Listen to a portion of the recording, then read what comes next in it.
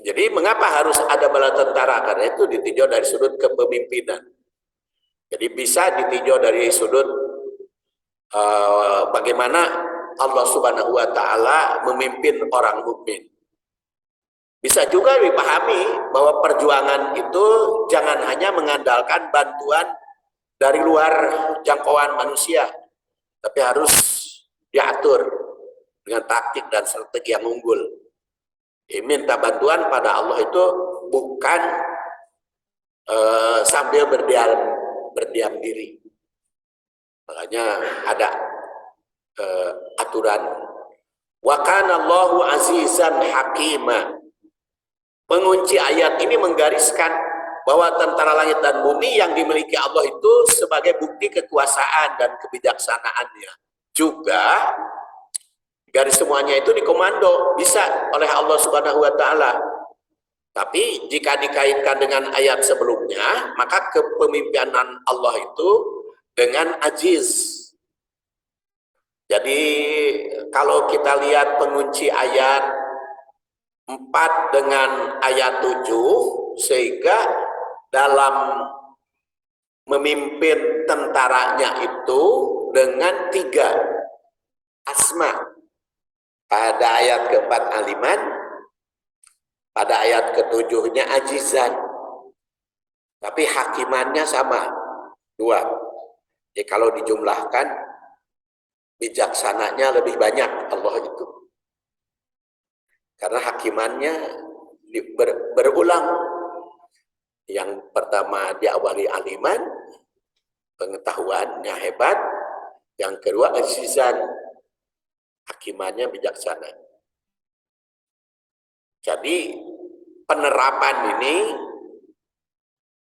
tegas. Allah mengatur tentara langit dan bumi itu dengan aliman, hakiman, azizan, hakiman. Oleh karena itu minta bantuan dan pertolongan dari Allah, mukmin pun harus tahu secara bijaksana. Jadi, jangan instan, karena Allah Subhanahu wa taala menggunakan asma'nya. Seperti Abu Hurairah meriwayatkan hadis dalam berdoa minta bantuan kepada Allah, la yazal yustajabu lil abdi ma lam yad'u bi ismin au qati'ati rahimin ma lam yasta'jil. Qila ya Rasulullah mal istijal? Qala yaqulu qad da'autu falam ara yastajibu li payas tahsiru inda dalik wayat doa. Doa seseorang mukmin itu senantiasa akan dikabul selama ia tidak berdoa untuk perbuatan dosa, untuk memutuskan silaturahim, dan tidak tergesa-gesa. Jadi berdasar hadis ini, Allah itu akan mengabulkan doa orang mukmin apabila bukan doa ismin. Kedua, bukan doa memutuskan silaturahim. Ketiga, tidak istijal, tidak tergesa-gesa. Para sahabat itu bertanya, mungkin kalau berdoa untuk memutus silaturahim dan dosa mah tahu para sahabat itu. Tapi kata Rasulullah istijal. Apa itu istijal? Tergesa-gesa itu ya Rasulullah. Maka Rasul bersabda, Yakul, dia mengatakan qada'autu, aku ini sering berdoa. Tahajud, duha, setiap sholat, aku sering berdoa kepada Allah minta sesuatu, tapi tidak dikabul-kabul. Nah itu teh istijal. Jadi kalau bapak doanya gitu pun ya Allah teh, abdi teh sering berdoa tapi tidak dikabul wae. Nah, tidak akan dikabul oleh Allah. Nah, itu kan mengevaluasi Allah. Nah, sehingga akhirnya karena putus asa kepada Allah tidak berdoa lagi. Jangan istijal. Minta tentara langit dan bumi juga jangan istijal. Hari berdoa banyak kumaha nu mere atuh. Makanya kalau berdoa itu sering saya katakan harus bijaksana, harus hakim. Nurutan Allah Subhanahu wa taala kan mengabulkan kepada kita itu aliman, hakimah, azizan, hakimah. Jadi tahu kita juga harus bijaksana kepada Allah Subhanahu wa taala dalam berdoa itu. Kalau yang belum pasti baiknya jangan maksa supaya dikabul kalau yang belum pasti baiknya. Kalau sudah pasti baik mah silahkan. Apa contoh yang belum pasti baik? Masalah tugas, pekerjaan, masalah jodoh kan nggak tahu. Jodoh anak kita itu yang lebih cocok siapa kan kita nggak tahu. Atau anak kita melamar kerja, ayo nggak doa ke Allah, ya Allah kabulkan, tolong terima. Kan kita belum tahu pekerjaan dia baik atau tidak pada anak kita. Makanya ada istikharah, bijaksanaan kita. Jadi kalau yang belum tentu baik, kita tidak tahu, maka berdasar istikharah. Kalau baik, ya Allah kabulkan, mudahkan. Kalau tidak baik, ganti yang lain. Tapi kalau yang seperti pasti baik mah, contohnya apa pasti baik itu? Ampunan Allah itu kan pasti baik. Jadi kalau penyakit juga kan, penyakit yang menyebarluaskan pandemi, itu kan kita nggak tahu. Baik teh penyakit teh hilang atau terus menerus kan kita nggak tahu. Makanya kalau kita sering kita istijal di dalam hadis ini 3, masih banyak tentu saja dalam hadis yang lain. Tidak boleh perbuatan dosa atau bikin orang celaka. Bikin orang celaka itu tidak boleh mendoakan. Nah, di dalam Al-Quran surat An-Nisa itu la yuhibbullahu al-jahra bisu minal qaul itu illa man dulima. Kalau dianiaya, didolimi, yang didoliminya kepada yang dolim. Tapi kalau tidak tahu siapa yang didoliminya, jangan mendoakan celaka. Rasul juga kan seperti pernah saya kutip waktu bahas surat Al-Hujurat, pernah mendoakan orang-orang yang menyiksa orang mukmin dengan doa Allahumma al'an, kutuklah si anu dalam kunut salat. Kemudian turun surat Ali Imran 128. Bukan urusanmu. Apakah Allah akan mengampuni mereka? Apakah akan menyiksa? Itu bukan urusanmu. Laisa laka minal amr. Maka Rasul berhenti. Ya. Tidak pernah mendoakan orang-orang kafir, orang-orang musyrik, orang munafik celaka. Ya, karena apa? Karena Allah tahu. Kemudian istijal, tergesa-gesa. Jawab Rasul itu berdoa secara paksa, ingin segera dikabul. Kemudian semacam protes, mengapa tidak dikabul? Oleh karena itu dalam minta pertolongan kepada Allah agar memberikan bantuan juga tidak boleh memaksa. Mengunci ayat ini dengan tegas bahwa Allah itu Maha Perkasa dan bijaksana. Jadi kapan diberikan pertolongan, kapan tentara langit dan bumi dikomando bagi orang mukmin, bijaksana. Jangan segera, ya Allah turunkan tentaramu langit dan bumi supaya kami menang. Kan kita tidak tahu apakah menang sekarang teh baik ataukah tidak. Kita nggak tahu. Jadi itu ya perlunya. Kapan tentara langit dan bumi itu dikerahkan dan dilaksanakan? Berdoa kepada Allah itu mesti tetap dilaksanakan, jangan putus asa, istijal. Tapi bagaimana caranya dikabul? Biarkan Allah Subhanahu wa taala yang menghendaki. Karena apa? Karena diriwayatkan oleh Ubadah bin Somit yang wafat 34 Hijriah. Rasul bersabda, ma'ala dohril ardi min rojulin muslimin yanullah azza wajal bidakwatin ila atahullah iyaha au kafa'anhu minassu mislaha malam yadmu bi ismin au qati'ati rahimin. Tidak ada yang di dunia ini atau di bumi ini, yang di muka bumi ini, orang yang berdoa kepada Allah Azza wa Jal, yadullah Azza wa Jal bidakwah ila atahullah, pasti Allah memberi, Allah mengabul iya baginya,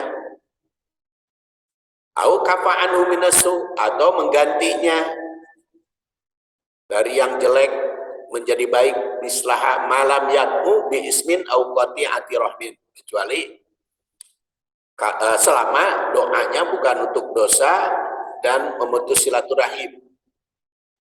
Jadi di sini dikatakan tidak ada yang ditolak, pasti dikabul, cuman mengabulkannya beda-beda. Ada kafa'anhu minasu, ada juga dengan cara lain. Nah, lihat lagi hadis kedua, masih dari Ubadah bin Somit, ma'alal ardi muslim yadullah bidakwah illa atahullah iyaha au sarafa anhu minasu mislaha malam yad'u bi ismin au qati'ati rahimin.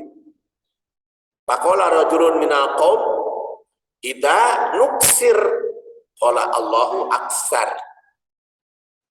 Jadi tidak ada di muka bumi itu seorang muslim yang berdoa kecuali Allah mengabulkan, au sarafa anhu minasu, atau mengganti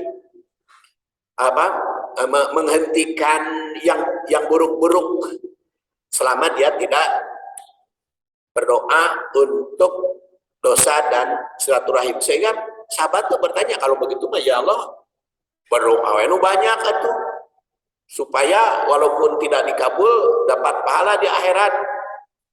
Rasul menjawab, Allahu aksar, Allah itu lebih banyak daripada apa yang kamu doa.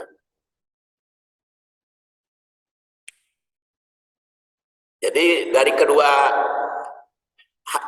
macam redaksi ini, pertama, doa seorang muslim itu pasti dikabul, asalkan tadi syaratnya. Kedua, jangan berdoa secara tergesa-gesa, istijal, memaksa ingin dikabul. Tiga, doa seorang muslim itu pasti dikabul dengan cara tiga. Yang pertama, dikabul secara tunai. Ada Allah mengabulkan secara tunai, langsung dikabul sehingga terasa dikabulnya. Kedua, ditunda, ditangguhkan apa yang kita minta itu. Yang kedua, ditunda dan diselamatkan dari bala yang sesuai dengan kadarnya.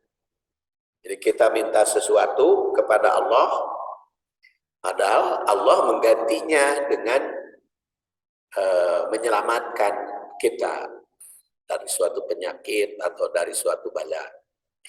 Tiga, tidak dikabul secara tunai, tidak pula diganti dengan yang lain, tetapi itu sebagai tabungan, simpanan untuk didapat di akhirat.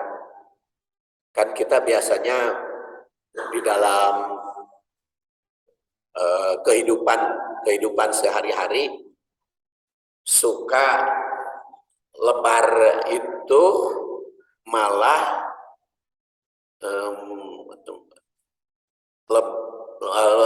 lebar itu malah dihilangkan.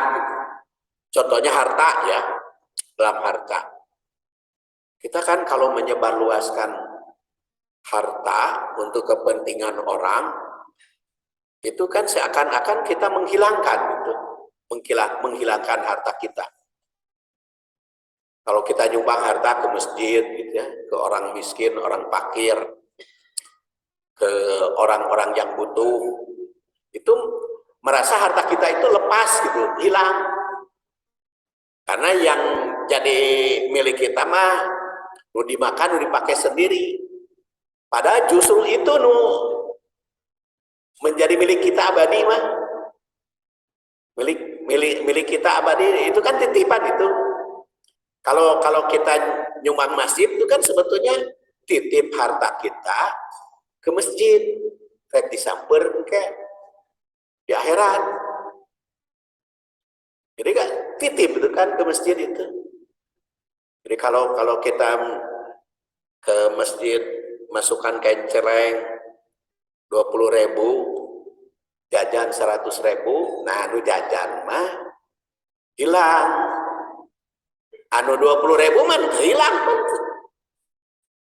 dititipkan ke di akhirat. Makanya kan kita biasanya lebih banyak untuk kepentingan duniawi, anu CF gitu. Begitu meninggal kan hilang itu. Paling ya ketika meninggal itu hilangnya lepas dari kepemilikan kita karena itu dibawa gitu ke kuburan teh. Dan dibawa ke kuburan mah dititipkeun teh apa? Dititipkeun di masjid, dititipkeun di panti asuhan atau di yayasan-yayasan. Nah, itu nanti di kuburan disamper. Ayo nu teu di mah nu diantep gitu. Dibiarkan ya hilang. Makanya istilah dalam hadis yang sudah pernah bahas, harta itu ada yang sirna, ada yang awet gitu, bakia, tetap. Dan itu juga seperti kalau kita berdoa itu udah berhenti aja lah. Ya mintalah yang banyaknya, yang targetnya yang hebat-hebat, yang bagus-bagus. Tapi dengan cara yang bijaksana. Jadi karena ada yang dijadikan pahala. Jadi pahala untuknya. Kemudian segala yang dimiliki Allah itu tidak akan berkurang kan? Karena lebih banyak diminta apapun. Kemudian dianjurkan serius, penuh harap dalam berdoa karena sebagai bukti penundukan.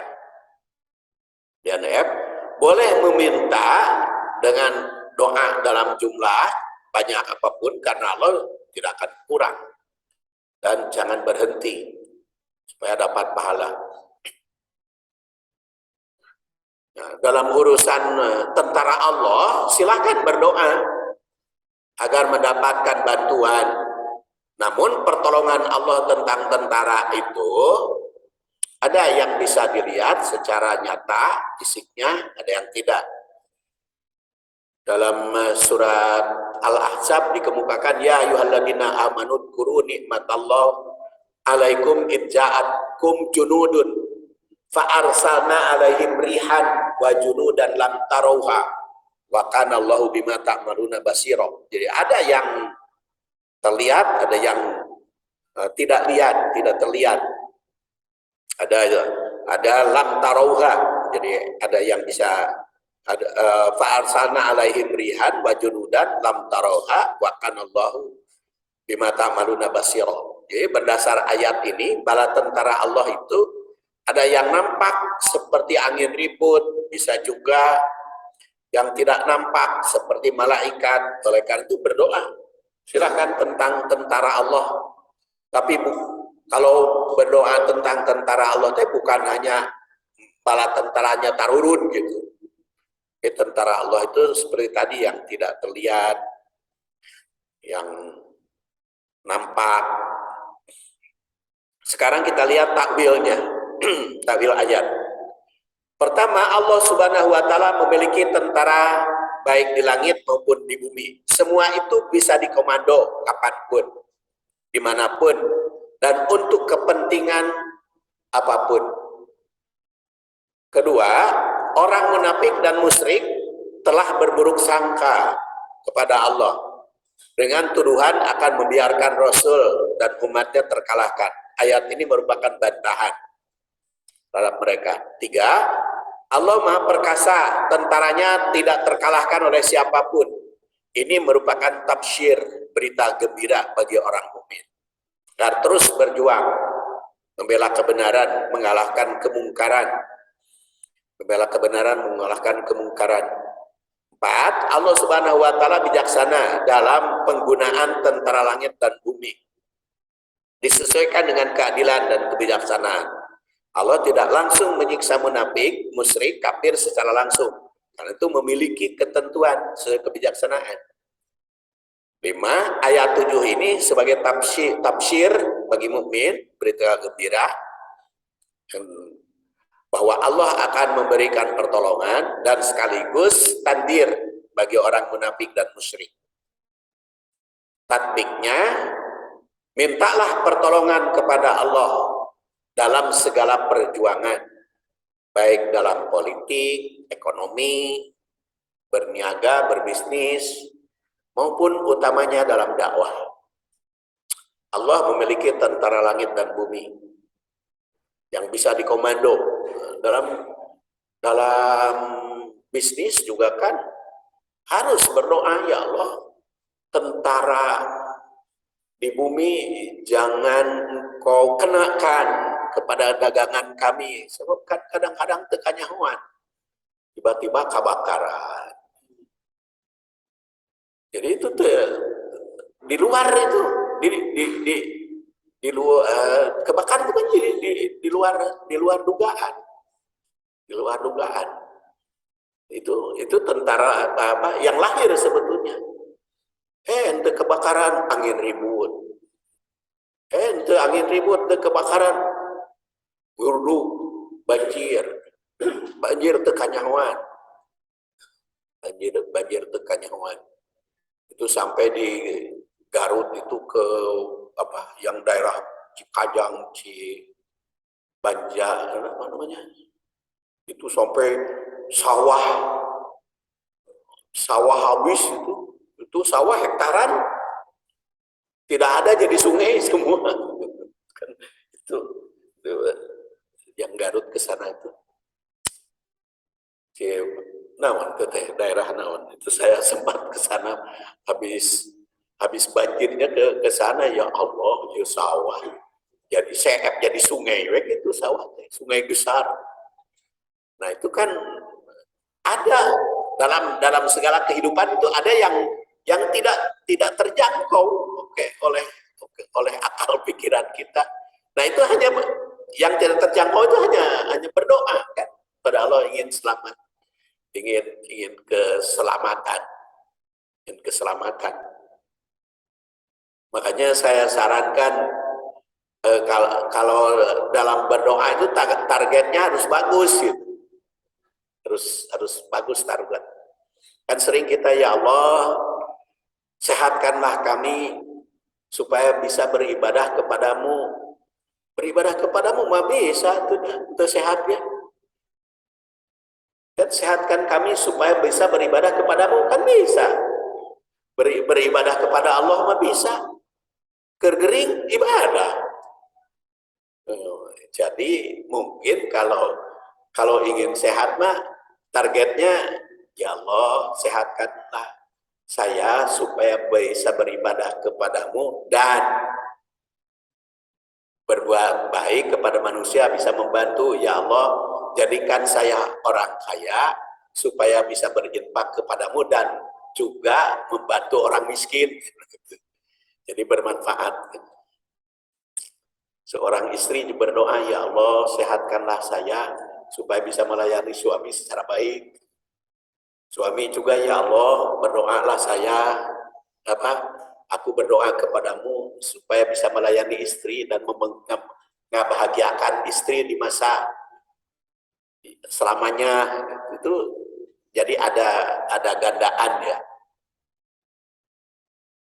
Nah, itu tentara langit yang tidak terjangkau gitu ya, seperti tadi. Kemudian yang kedua, jika belum terkabul berdoa, jangan putus asa, sebab bisa saja diganti dengan yang lain, dengan yang lebih baik. Terus dengan tafsir bagi mukmin, maka memunculkan rasa optimis dalam perjuangan apapun selama hidup di dunia. Memang penuh dengan perjuangan, baik seperti tadi, baik dalam politik, dalam ekonomi, maupun dalam perjuangan utamanya dakwah. Jangan turun semangat bila belum berhasil. Karena sering kalau para dai itu inginnya mau didakwahan narima gitu langsung. Ingin biasanya kan asal untuk diterima padahal kan belum tentu. Yang menolak itu belum tentu tidak menerima. Mungkin di depan kita terus menolak, tapi guys kadang-kadang berpikir nanti guys ke rumah gitu. Oh bener Ustadz tadi di mana mah berubah gitu. Walaupun di dia menolak terus-menerus. Jangan seperti nyamal perlu langsung nggak ada. Dengan tafsir bagi mukmin, maka memunculkan rasa optimis dalam perjuangan apapun. Selama hidup di dunia, memang penuh dengan perjuangan, harus tempuh. Jangan turun semangat. 5. Sifat Allah dalam asmanya yang maha tahu, maha perkasa, maha bijaksana, maka diyakini sebagai kebenaran. Mesti diterapkan dalam sikap dan perbuatan. Kita dalam sikap dan perbuatan itu harus adil, bijaksana, dan berdasar pengetahuan. Saya kira Bapak saya anggap cukup kajian surat Al-Fatih ayat 7 yang pendek ini, mudah-mudahan ada guna dan manfaatnya. Subhanakallahumma wa bihamdik asyhadu an la ilaha illa anta astaghfiruka wa atubu ilaik. Assalamualaikum warahmatullahi wabarakatuh.